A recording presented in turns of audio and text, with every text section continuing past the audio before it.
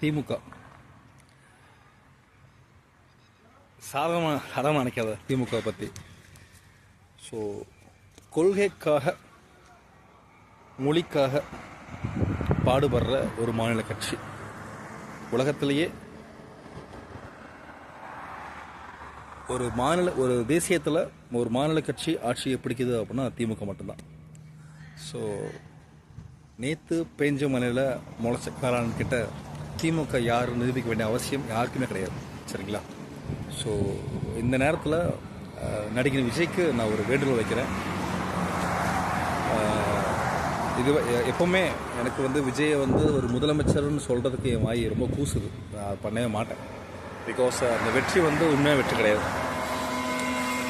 So சட்டம் ஒழுங்கு பிரச்சனை இருக்குது. எனக்கு ரொம்ப அதிகமாக இருக்கிற மாதிரி தோணுது. அது என்னன்னு தெரில. ஒருவேளை நிறையா நானே ஃபேக்காக அப்படின்னு செக் பண்ணி பார்த்தேன். எதுவுமே ஃபேக் இல்லை, எல்லாம் உண்மை தான். ஆனால் எது நடந்தாலுமே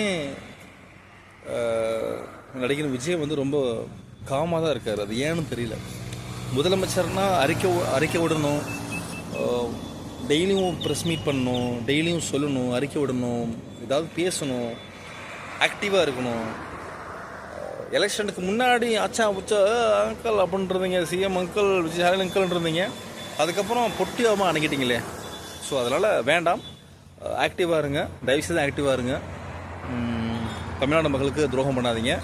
பட் ஐ ஹோப் நீங்கள் கண்டிப்பாக உங்களை நம்பி இருக்கிற மக்களுக்கும், உங்களுக்கு வாக்களித்த பெண்களுக்கும், உங்களுக்கு வாக்களித்த இளைஞர்களுக்கும் நீங்கள் டெஃபினட்டாக 100% நீங்கள் துரோகம் செய்வீங்க நான் நம்புகிறேன். தேங்க்யூ.